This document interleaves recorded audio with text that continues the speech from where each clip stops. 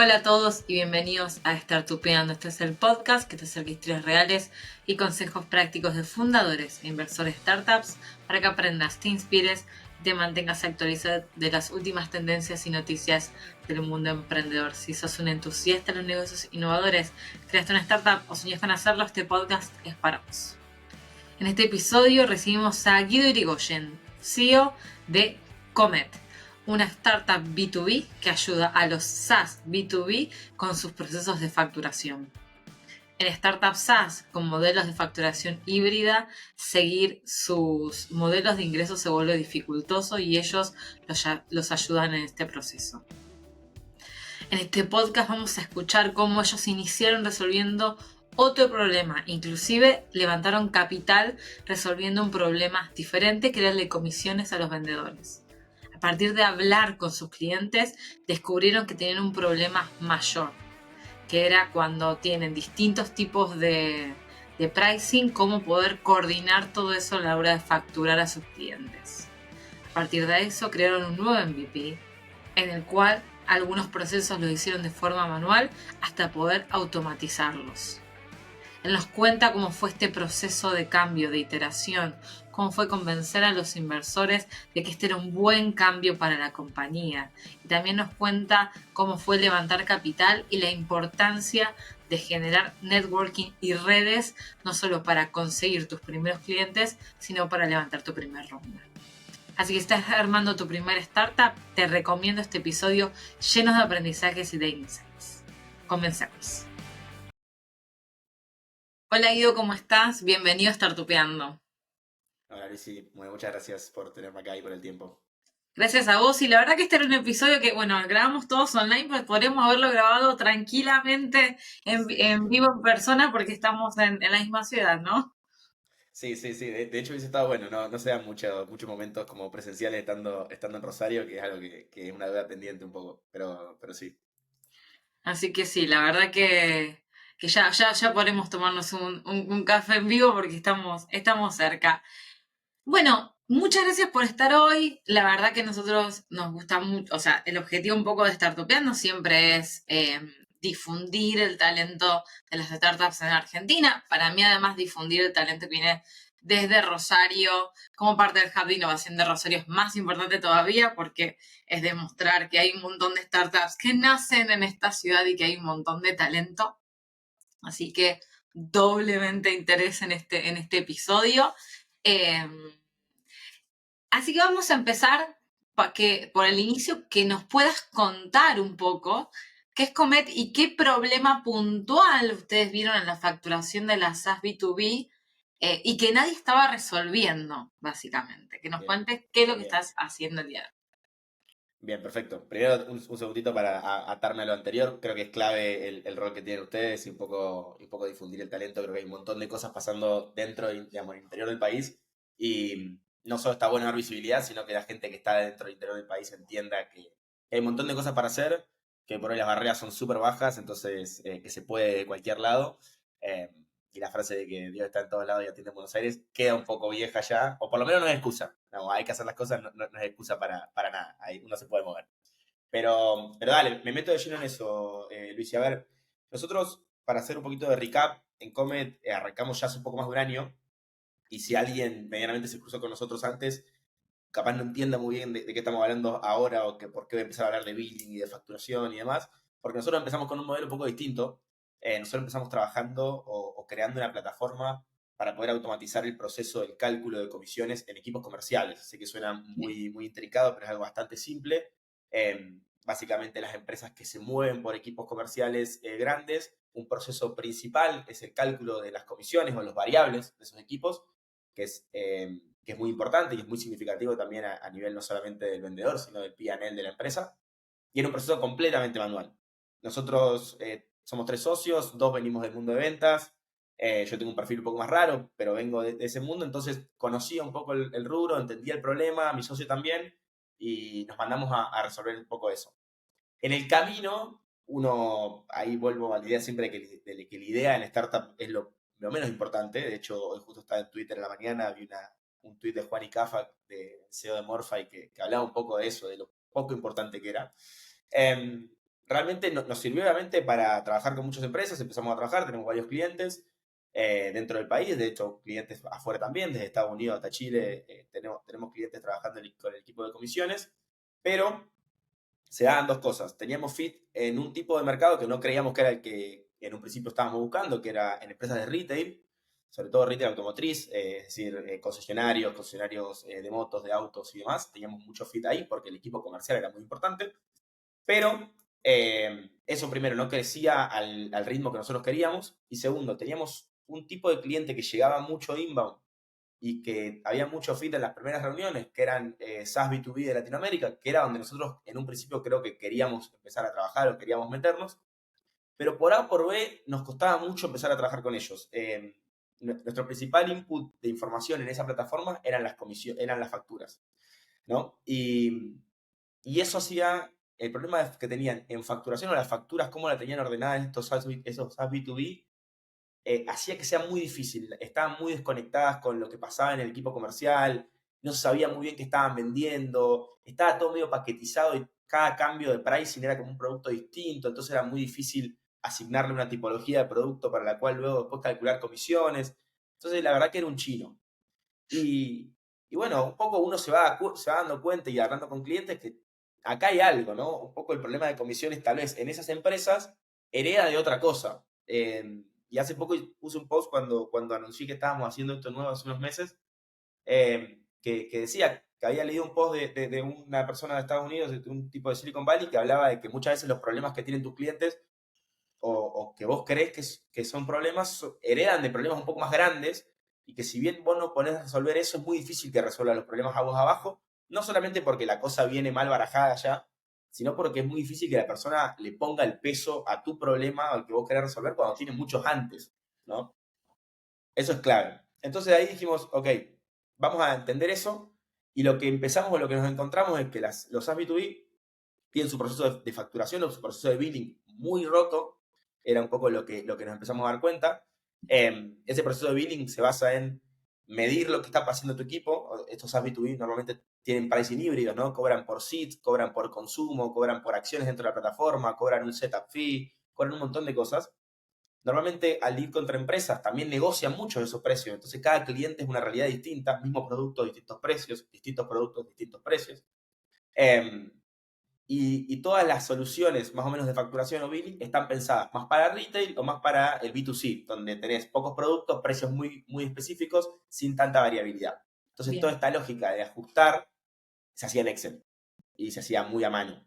Y era muy difícil cobrar a fin de mes, porque no sabías qué cobrar, cómo cobrar, cuánto cobrar. Entonces, vimos que había empresas haciéndolo afuera, un poco tratando de solucionar esto para el B2B específico, y dijimos, nada, vamos un poco a atacar ese proceso y comernos desde medir lo que está pasando en tu software hasta emitir la factura punta a punta con Comet. Así que ahí un poco fue como llegamos a lo que estamos haciendo hoy. Bueno, me parece muy interesante este camino que estás contando. Más que nada porque con las startups a veces pasa lo siguiente. Em, Primero que a veces es muy difícil para ellos definir qué problema van a resolver. A veces caen en esta de quiero resolver todos juntos, ¿no? También, Gran problema. gran problema. Em, y después cuesta a veces la flexibilidad de entender, elegí uno y el mercado te va a ir llevando hacia donde quiere ir, que es un poco lo que Total. intento a veces explicar a las startups con las que trabajamos, donde quieren ya definir, quieren resolver todo y quieren resolverlo ya, y a veces puedes hacerlo, pero desarrollar eso te va a llevar un montón de plata, un montón de tiempo, y probablemente el mercado ni siquiera está interesado en eso. ¿Cómo internamente Totalmente. han superado estas barreras de decir, bueno, quizás estábamos equivocados, donde al principio empezamos a tener un producto y a solucionar una problemática que quizás no era la que más nos sirve, la que más le sirve al mercado y la que tiene también el tamaño de oportunidad, ¿bien? Total. Internamente, ¿cómo ha sido también ese proceso? O sea, les ha llevado muchas discusiones, hubo mucha resistencia, han tenido una práctica mucho más ágil que dijeron, ¿En qué momento hicieron ese clic también? De decir, vamos a dejar estas Bueno, solo comisiones, a darnos cuenta que acá hay un problema mayor. Mayor porque capaz tiene más mercado y mayor también porque es más profundo. Y siempre cuando el problema es más profundo, quizás hay más personas más dispuestas a pagar por ese problema que otras, ¿no? totalmente. Totalmente, totalmente. O sea, eso se da. El proceso yo creo que Luis es parte de algo muy importante que yo le recomiendo a cualquiera que se mete a querer emprender y ya lo saco de la startup y la tecnología, que es lo que a mí me atrae o me gusta. Cualquier cosa. Si vos vas a entrar a esto con ego o con tu ego demasiado puesto por delante, la va a pasar mal, porque el mercado se va a encargar todo el tiempo de decirte que lo que estás haciendo está mal. Hasta cuando está bien, digamos, a veces te va a decir que está mal. Saber distinguir ese ruido es muy jodido. No, la verdad es que nos llevó mucho. Yo siempre a posteriori lo debato con mis socios y lo hablo con gente y otros founders también. Lo hubiese hecho antes, o sea, ojalá lo hubiese hecho antes, ojalá me hubiese dado cuenta antes. A veces las cosas se tienen que dar un poco para darte cuenta qué es lo que está pasando, pero sí fue un proceso mucho de bajarlo, de muchas charlas con mis socios. Nosotros tenemos inversores adentro del cap table, entonces, nada, hablar con ellos también, decir, mira, este es el juego en el que estamos, hay que cambiar, hay que empezar a hacer esto, eso implica sacarle foco a lo que estamos haciendo. Eh, a veces se olvida también el compromiso que uno trae que tiene con los clientes que ya firmaron por otra solución y uno tiene que decir, el cliente va a decir, bueno, que me va a dejar de dar soporte a mí, no va a mejorar el producto, yo te compré una idea hacia futuro. Entonces, obviamente lleva mucho tiempo, es un proceso largo de darle vueltas, pero uno tiene que acortarlo lo más posible. Mi rol como líder de la empresa es decir, bueno, hasta acá sí y hasta acá no, y me cargo con las consecuencias. Un poco soy quien tiene que bajar esa barrera y marcar esa dirección, que a veces es un poco antipática cuando alguien viene y te dice lo contrario, pero sí llega su tiempo. Ahora, ¿cómo nos dimos cuenta o cuándo? Yo creo que eso sí lo hicimos bien y tratamos de Q a Q ponernos metas para metas comerciales, metas de producto, y si realmente no medimos las metas, ¿no? Nosotros decimos hay que lograr esto, pero lo que nosotros realmente medimos un poco es lo que podemos controlar. Es decir, yo tengo que llegar a $15,000 digamos, de revenue recurrente para diciembre, está muy bien, es un buen objetivo y está bueno tenerlo, pero eso no puede guiar tu semana porque hay un montón de cosas antes que tienen que pasar para que vos llegues a eso. Entonces, vos no podés controlar el output, vos podés controlar un montón de inputs. Entonces decíamos, che, para lograr esto tenemos que hacer todo esto. Si nosotros hicimos todo esto y no llegamos, algo no está yendo bien. Entonces paremos la pelota y fijémonos qué pasa. Ahí en esas charlas uno empieza a encontrar esos momentos y se obliga a encontrar las grietas y a mirar las grietas que tiene su idea y bueno, termina llegando al final. Pero sí es un trabajo duro y donde uno tiene que correr mucho el ego de fondo y donde descubre realmente con quién está asociado y cuál es, digamos, y si realmente hay una visión clara a dónde se quiere llegar. Uno se entera muchas cosas en ese momento y gracias, creo, suerte, digamos, estamos muy alineados con mi equipo y con mis inversores, pero podría haber sido distinto y que no sea tan grata la sorpresa. Por supuesto. ¿Y cómo fue el proceso de encontrarte con cómo tuviste el Eureka? Bien, porque ustedes venían enfocados en otro tipo de clientes, otro tipo de servicio. ¿En qué momento realmente dijeron, es esto? Porque también seguramente se encontraron con otros problemas en el camino Obvio, que podrían haber resuelto a otros clientes. ¿Cómo fue la obvio. Eureka que dijeron, vamos por acá? Una vez más, yo creo que uno lo encuentra y tiene confianza en la idea y ahora, digamos, y en el camino le empieza a pegar y ve cuánto se aguanta. Creo que no sé si podría decir un momento, sí recuerdo varias charlas con clientes mostrándome, haciendo doble clic en decir, bueno, a ver, enséñame cómo estás haciendo la facturación para ver por qué no podemos traer esto desde Comer Comisiones, ¿no? Desde mi herramienta de comisiones. Y que cada uno me muestre un software distinto, que cada uno me muestre, esto lo hice in-house, esto lo hice in-house, esto viene de mi equipo de tecnología. Y no lo mantenemos hace 2 meses y esto está roto, pero cuando tenga tiempo lo hace. Son varias cosas que uno va diciendo, che, acá tal vez hay algo que no tiene mucho sentido. Y algo que sí hago recurrentemente y que yo lo recomiendo muchísimo es abrirse a mirar qué está pasando afuera.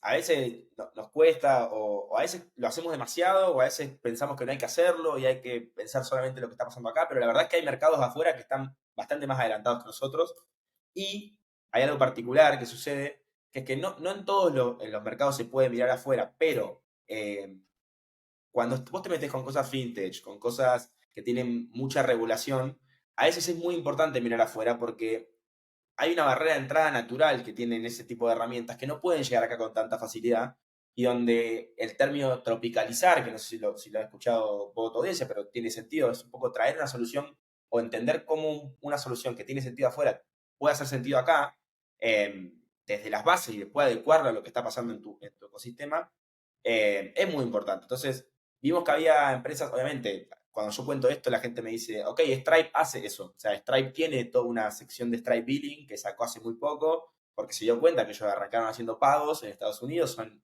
los rieles de los pagos afuera, y uno, imagino que se dieron cuenta que su equipo, que sus clientes necesitaban medir mejor, necesitaban calcular mejor esa factura, sobre todo su equipo B2B o sus clientes B2B. Bueno, obvio, pero por algo acá nadie lo usa, porque no se puede, porque la regulación es distinta, porque no emiten facturas locales, porque hay un montón de cosas que no suceden. Entonces, entre entender que los clientes estaban haciendo algo y yo saber que hay una solución que afuera sirve, pero que no la están usando, digo, bueno, acá hay algo en el medio. Eh, y después hay un punto que decís vos que es muy importante, que es decir, uno se cruza con muchos problemas, porque a uno le viven contando problemas. Claro. Eh, ¿Cómo decidís cuál o cuál es más profundo, cuál tiene más potencial? Hay un post de Sequoia Capital que a mí me gusta mucho, que después te paso el link por si dejas links en las descripciones y demás, o lo querés compartir o lo querés ver vos, que creo que está muy bueno si no lo viste, que habla creo que se llama como el arco del Product Market Fit o algo por el estilo lo llama, y define un poco que hay tres tipos de productos normalmente dando vuelta. Uno que son, nada, algo así como Rocket Science, como un moonshot que si salen es algo que nadie veía venir y es totalmente fuera de serie. O sea, GPT-3 en su momento, un lenguaje, digamos, un modelo de lenguaje natural totalmente fuera del alcance de lo que estábamos haciendo y que nadie se imaginaba que podía revolucionar como esto. Entonces, esa es una categoría. Después tenés lo que es como, le dice como Hair Fire, un poco problemas que le queman a las empresas y que todo el tiempo están buscando qué hacer y resolverlo. Donde tenés mucha competencia, obvio, porque todo el mundo lo ve, pero donde hay mucha gente buscándolo. Y después hay otros problemas que son más como escritos en piedra, creo que le dicen. Son procesos que la empresa dice, bueno, nada, están y están. Y es muy difícil que vos rompas el status quo. Claro. Lo ideal es Siempre buscar se uno que hizo esté en el así. medio.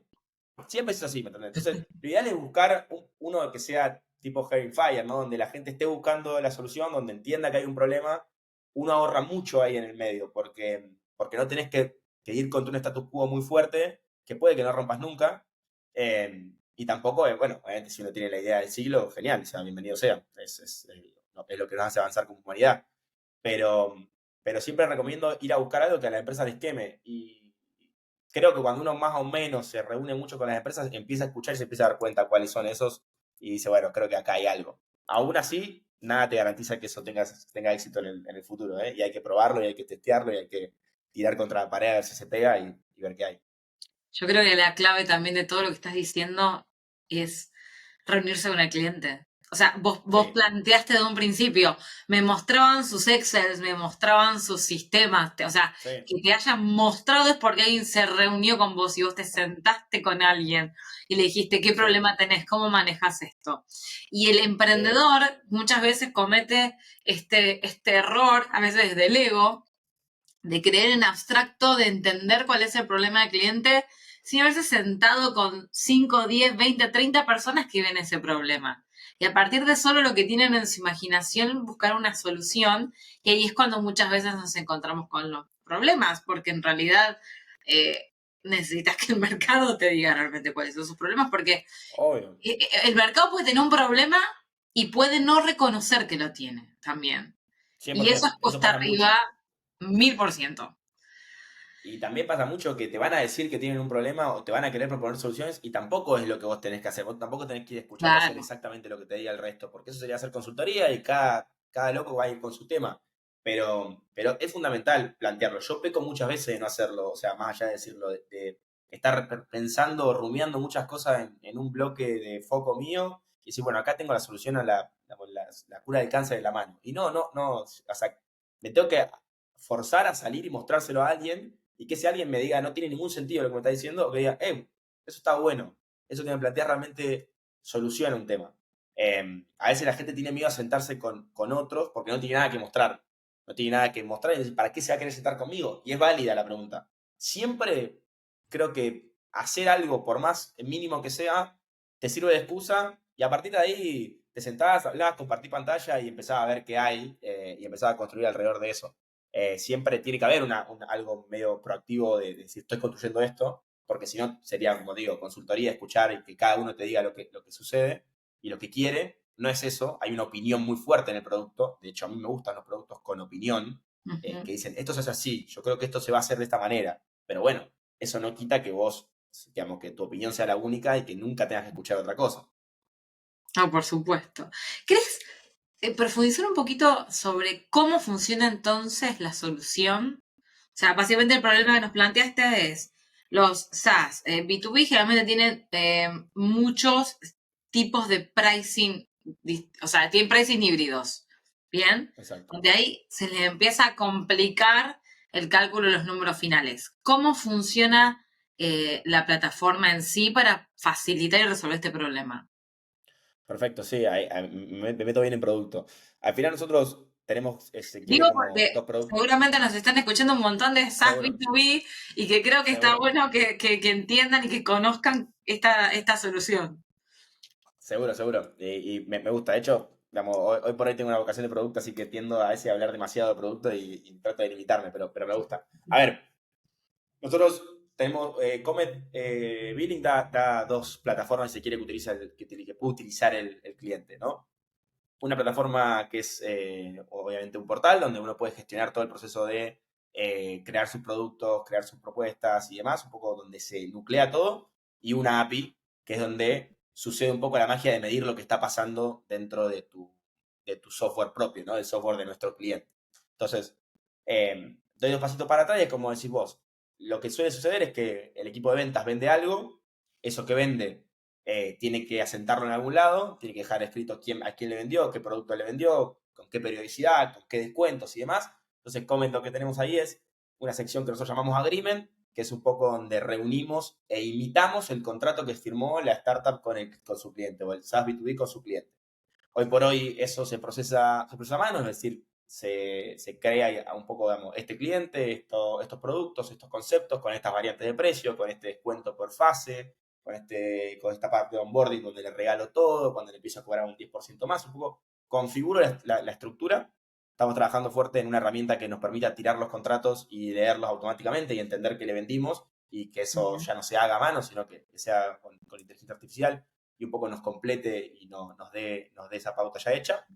Una vez que tenemos eso, nosotros los productos que ya tenemos creados dentro de Comet, algunos son fijos, por ejemplo, yo puedo tener un setup fee anual o un fee anual que vale $2.000, puedo decidirte cobrar a vos 2.500, a otros 1.800, a otros bonificárselo, pero eso es fijo y esa es la gracia, ¿no? Que un mismo producto puede tener muchas variantes en diferentes clientes, pero sigue siendo un solo producto. Y después tengo otros que no son así y son por consumo, es decir, cantidad de picols, cantidad de llamadas, te doy un límite de crédito, si te lo consumís te cobro tanto por crédito extra. Todo eso es también un producto en Comet y se alimenta desde la API que te dije, ¿no? Al final, con 3 4 líneas de código muy sencillo, el equipo técnico integra Comet, empieza a streamear eventos, como le decimos nosotros, empieza a agrupar los eventos dentro de la plataforma, decir, estos son mis llamadas, estos son mis paquetes de mensaje, estos son mis asientos, lo que sea, y lo que sucede es que a final de mes o el día que esté la fecha de cobro, o que haya que facturarle al cliente, automáticamente Comet lee el agreement, entiende que tiene que cobrar, busca esos productos, los que son fijos los trae y los deja en la factura, los que son por consumo ve cuánto consumió el cliente o qué pasó con ese consumo que fue midiendo en real time y calcula el monto a cobrar y te genera un invoice. Ese invoice automáticamente ya está generado, ese invoice queda en draft, eh, el equipo de finanzas puede verlo, puede tomarlo, puede enviarlo, si es que factura desde una empresa de Estados Unidos, que es bastante común. O tenemos integraciones también con el SAT mexicano y el Servicio de Impuestos Internos chileno, que son el ARCA, si se quiere, de cada país, para poder facturar localmente en esas dos jurisdicciones y poder luego eso enviarlo al cliente para que te pague vía transferencia, o también podemos conectarnos con medios de pago para que esa factura salga con un link de pago de tarjeta o lo que sea, para que se pueda suscribir a alguien y cobrar automáticamente, y un poco el flujo desde que se vendió hasta que se cobró está integrado. Nosotros hacemos todo el proceso del medio, obviamente los pagos los hacemos con partners externos que ya son expertos en pagos, nosotros no vamos a hacer pagos o plataformas de pago, y la parte de integrarnos con el SAT y el Servicio de Impuestos Internos y ARCA, también utilizamos partner. No creemos en reinventar tecnología, sino nos gusta hacer los rieles que conecten todo este tipo de cosas dentro de Latinoamérica. Así que ahí un poco cubrimos el espectro entero. Me pareció re interesante algo que dijiste, donde dijiste, bueno, y esto lo hacemos manual y estamos viendo cómo hacerlo con EA y automatizarlo. O sea, ese proceso, no, más allá de ese proceso, esa mentalidad que es la que debe tener la startup de ir construyendo de a poco, de ir probando. ¿Querés contarnos un poco de cómo han manejado este tipo de construcciones de MVP? Porque a veces pasa esto de que el emprendedor quiere desarrollar la aplicación completa con todas sus funcionalidades y se gasta 6, 8, 10 meses en algo que todavía no lanzó, y no es el camino, y el camino a veces es, No, lo hago a mano, pero necesito hacerlo a mano para ver total. si a él le interesa, para que voy a gastar 6 meses, especialmente cuando, bueno, al inicio, cuando ni siquiera tenés financiamiento y la plata viene de tu bolsillo, o incluso cuando viene el Total. financiamiento, gastarte todo el financiamiento para desarrollar una funcionalidad que después el mercado no quiere, es difícil después volver a levantar capital a partir de Total. eso. Entonces, ¿cómo Es han muy jodido. manejado los procesos de desarrollo de los MVP de iteraciones? Porque encima ustedes tenían un producto que hacía una cosa, y tienen que decir, bueno, vamos a darnos vueltas y hacer otra. Total. No, bueno. De hecho, mejor ejemplo que eso no hay, que nosotros cuando empezamos con Comet Comisiones, eh, para darte una idea, nosotros una parte muy importante eran las integraciones con la fuente de datos de nuestros clientes para poder traer eso y crear la fuente de datos que alimente las comisiones. Y a veces esas cosas venían de diferentes lados. Era una factura con un deal del CRM, con otra cosa en el medio, que había que hacer, que había que juntarnos en el medio. Nosotros decíamos que eso se hacía medio como con magia, y éramos nosotros haciendo las queries atrás. Yo me sentaba con cada cliente y decía, bueno, esto acá, esto acá, esto acá. Nos hubiese llevado meses desarrollar eso, pero nosotros no sabíamos si el cliente iba a utilizar esa función, o realmente prefería que lo hagamos nosotros y no tener que hacer nada de ello. Y nos ahorramos un montón porque nos dimos cuenta que ellos preferían que lo hagamos nosotros y ni enterarse de lo que pasaba atrás. Entonces era, ok, bueno, esto lo puedo vender como consultoría después. Y un feature que me iba a costar plata, capaz después me podía dar revenue. Explico, como era algo muy loco. Y en este caso de un MVP nuevo, nosotros lo que hicimos es, y recomiendo siempre hacer esto, es agarro, dibujo el proceso entero en una pizarra o en Scalibur o donde sea, si no están físicamente, el proceso entero, ¿no? Piensen, hablen con clientes, entiendan qué partes influyen en el proceso, por más secundarias que sean, y después agarran un lápiz y dicen, bueno, en un mes, ¿qué podemos construir? Esto, y redondeen esto. Y en 2 meses, ¿qué podemos construir? Y esto. Bueno, agarremos esto. No, pero le falta el coso, no sé qué. Bueno, lo hago yo. Lo hago yo, no importa, lo hago yo. Obviamente vos me decís, che, Guido, la integración para hacer factura mexicana necesitas hacerla con el SAT. Sí, sin duda necesito hacerla. No puedo ir yo a México a estar emitiendo factura a mano. Hay que timbrarla, hay que hacer un montón de cosas. Bueno, hay cosas que son indispensables para que el producto funcione, pero en vez de hacer eso, vendé, o sea, hacé la base, hacete una demo y vendé que crea facturas con el SAT. No lo integres todavía. Vendelo. Si alguien te dice, che, bueno, yo lo quiero, listo, integrar el SAT en ese momento. Decirle, bueno, tenemos un mes de integración, te pones a hacer a contrarreloj eso cuando te lo vendiste ya. Entonces, esas cosas es importante hacerlas. Y después nos apalancamos mucho en IA, hay cosas que no funcionan tan bien, en un principio en un MVP, pero tratamos de hacerlas a mano, y después, una vez que vas viendo que eso cuaja, y cuando tu tiempo en el calendario ya no alcanza para hacer eso a mano, cuando te das cuenta que el cliente ya te lo compró y lo quiere, ok, lo haces y lo integrás y empieza a tener sentido. Lo importante es ver el proceso, entender bien qué es lo core, sin esto no funciona, hacerte la pregunta última de qué es lo que sí o sí tiene que hacer mi software. Mi software tiene que calcular cuánto hay que cobrarle al cliente. Traer las propuestas y meterlas con IA, facturar en México, hacer un link de pago, todas esas cosas son externas. Si yo no calculo bien el número, nada de eso tiene sentido. Ok, bueno, hagamos eso. Todo el foco ahí. El resto, fake it until you make it, o hacerlo a mano, o fíjate cómo, pero empecé a escalar a partir de eso. La verdad es que el cliente que te compra en un principio está un poco loco también. Entonces realmente no quiere que vos seas world class. Si quiere algo world class, va y contrata a Oracle. O va y contrata IBM. No te contrata a vos. Entonces realmente tampoco le importa tanto. Y si alguien te pide todo, yo te diría que ese cliente lo deje para más adelante, porque es muy difícil, sino es muy difícil que vos le puedas dar algo que no tenés ni idea si va a servir y si va a poder hacer. Entonces, siempre ahí ir con cautela y tratar de hacer cosas a mano que se puede. Te sorprendería la cantidad de productos que usan día a día, que hay un montón de cosas que usan a mano todavía. Les sorprendería. Sí, ni hablar, ni hablar. Nos encanta compartir estas historias de estos MVP de Mago de Oz. Cuando das vuelta, abrís la cortina, Total, había una persona atrás, porque es total. la realidad de lo que pasa y es así como Obvio. tienen que construir productos. ¿Y cómo fue obtener estos primeros clientes, especialmente cuando vos me estás hablando de mercados como Chile y como México, de los cuales, bueno, vos estás acá en Argentina? ¿Cómo ha sido tener estos primeros clientes, esto, convencerlos de estas locuras? Como recién dijiste, em, Total. ¿cómo han sido procesos más uno a uno de un amigo que conocía, trabajar un nuevo con publicidad? ¿Cómo recomendás llegar a estos primeros clientes, especialmente, bueno, en una startup B2B? Porque aunque tus clientes sean, ellos son B2B, son B2B para vos también. Sí, total, total. A ver, nosotros en un principio los clientes que recolectamos y los primeros clientes, tanto de comisiones, ya maduró un poco más, pero ahora dentro de Billing, son por venta directa. Vamos los founders a vender, o sea, los founders estamos vendiendo todo el tiempo, sobre todo Gonza y yo, que somos los más comerciales. Decker, que es mi sitio, obviamente está haciendo más producto y está más en ese rol porque aporta mucho más ahí. Pero estamos vendiendo mucho tiempo.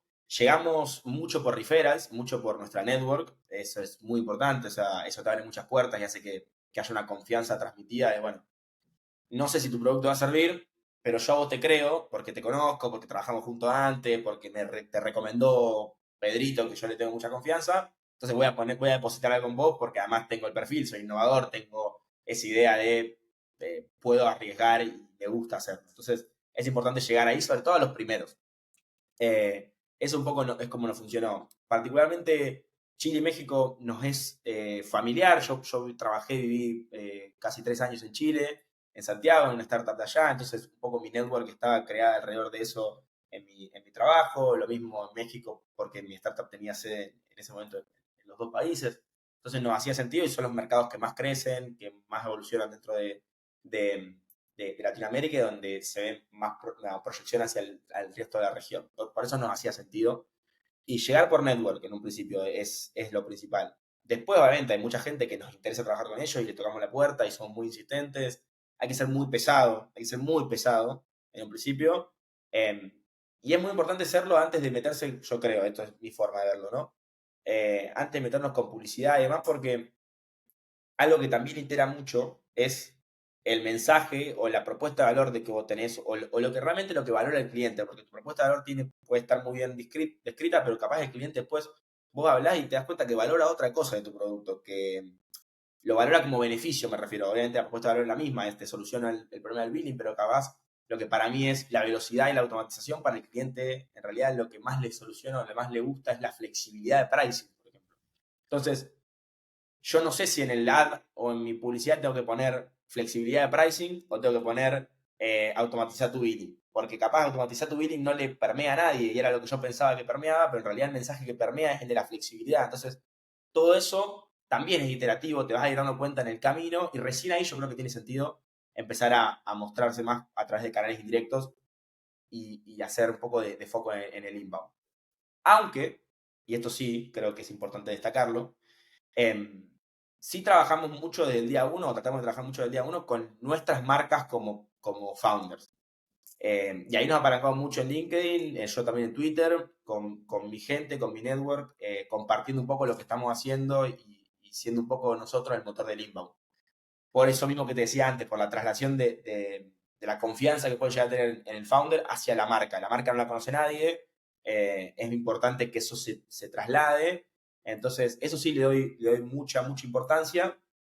Cada vez más, y creo que cada vez más todavía es importante empezar a trabajar ese tipo de publicidad o de marketing desde cero, porque en un mundo donde la IA casi va a ser todo, y hoy por hoy todo el trabajo de los SDR lo está haciendo, eh, tener una conexión un poco más real con la persona, yo creo que es clave, y el proceso de outbound típico, como lo conocíamos tal vez, o como lo dicen los manuales de Silicon Valley hace 5 6 7 años, ya está quedando un poco viejo, y creo que hay una diferencia en eso, en poder mostrarse y trasladar esa marca del founder a la empresa.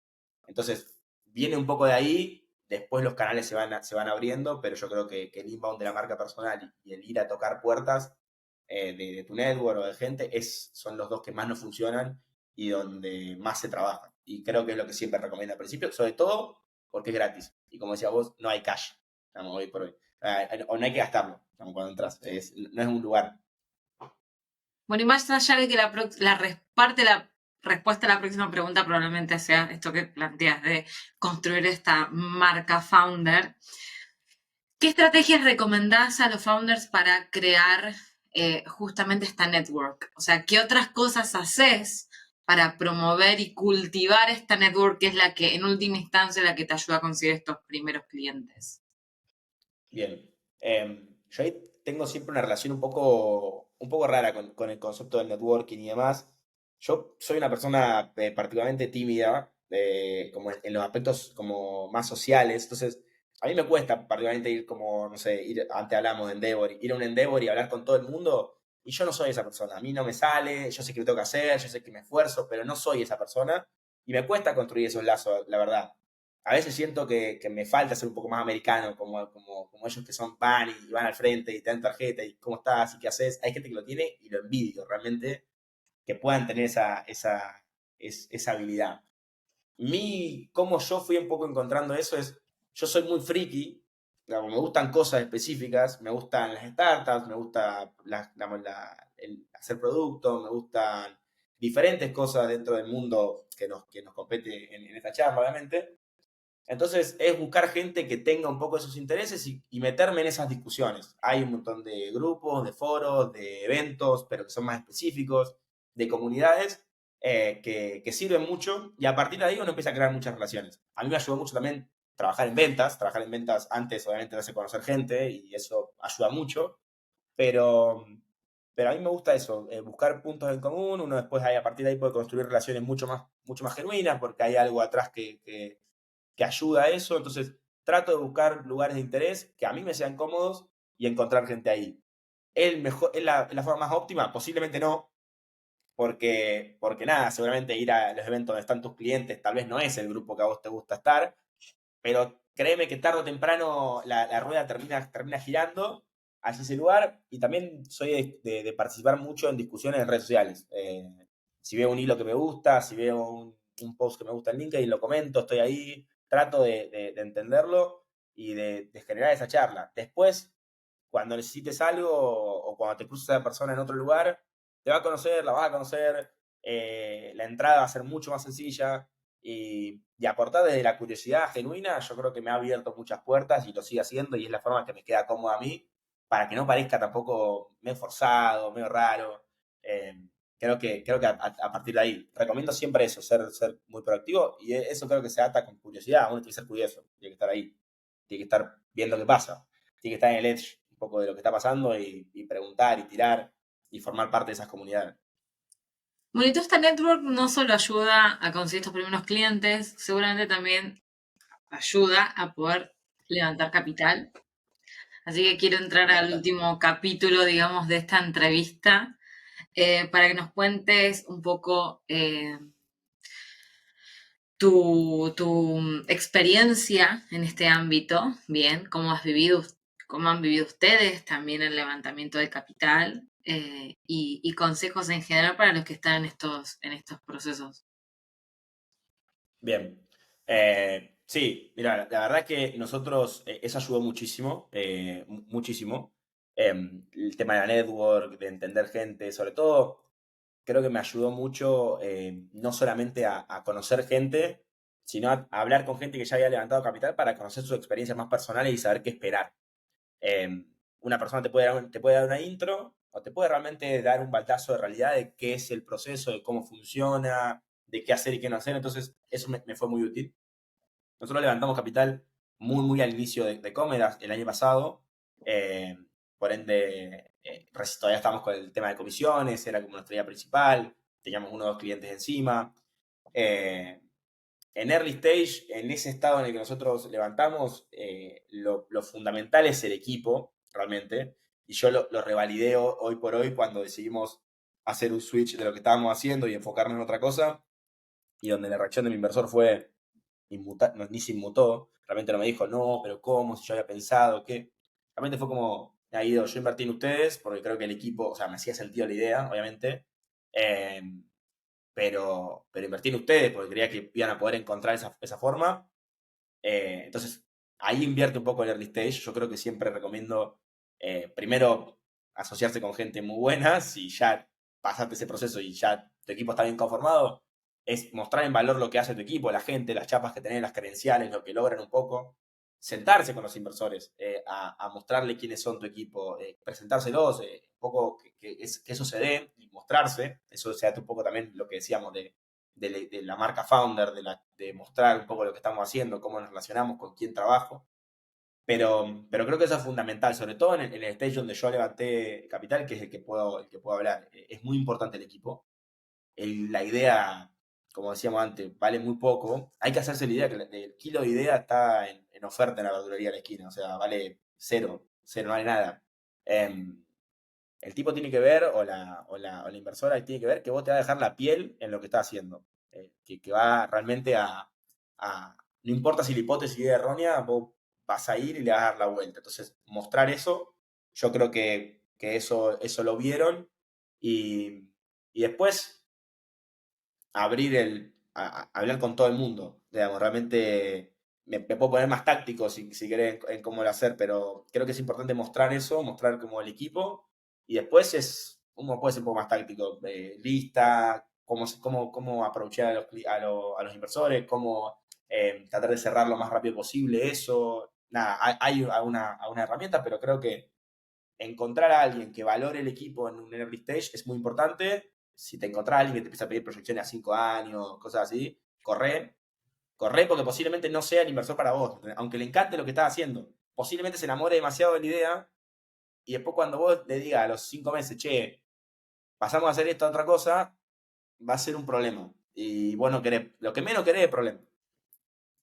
Sí, Ya este tenés es un poco demasiado. el entender de la importancia de que no solo el inversor te elija a vos, sino vos elegís al inversor correcto y que en early Fundamental. stage uno termina aceptando plata donde haya y el peligro de aceptar plata de gente que no entiende cómo funcionan las startups. A veces Fundamental. los inversores ángeles, hay inversores ángeles súper útiles que vienen de la industria con un montón de experiencia, y hay otros inversores ángeles que en realidad es una persona que viene de una industria ultra tradicional, que está acostumbrado a que las cosas sean de determinada forma y que a veces ese puede ser un obstáculo para el crecimiento, que tampoco entiende que tiene que entrar otros inversores, que no entiende que esto puede pivotear, y un montón de cosas que te pueden llegar a Total. obstaculizar. Por eso tener Sobre muchas todo con charlas el con cierre. los inversores antes de que te inviertan Muchas. y entender cómo ven ellos la inversión es muy importante. Bueno, vamos a cerrar Sí. esta entrevista eh, hablándole al Guido del pasado, ¿bien? Bien. Y le vamos a dar un consejo. O sea, quiero que le des un consejo que le va a ahorrar tiempo, plata, dolores de cabeza o noches sin dormir. Bien. ¿Cuál sería? Creo que un poco eso, es dejar el ego de lado, como te decía Luisi. Si yo me miro a mi yo del pasado, ¿no? Al que yo era antes, em, yo de muy chico arranqué en esto, digamos, yo tengo 27, pero realmente arranqué desde la universidad, fue como mi primera startup, si se quiere. No sabía ni qué era eso, ni qué era una startup, ni nada, pero hacemos software. y vendíamos un sistema para centros de copiado de las universidades.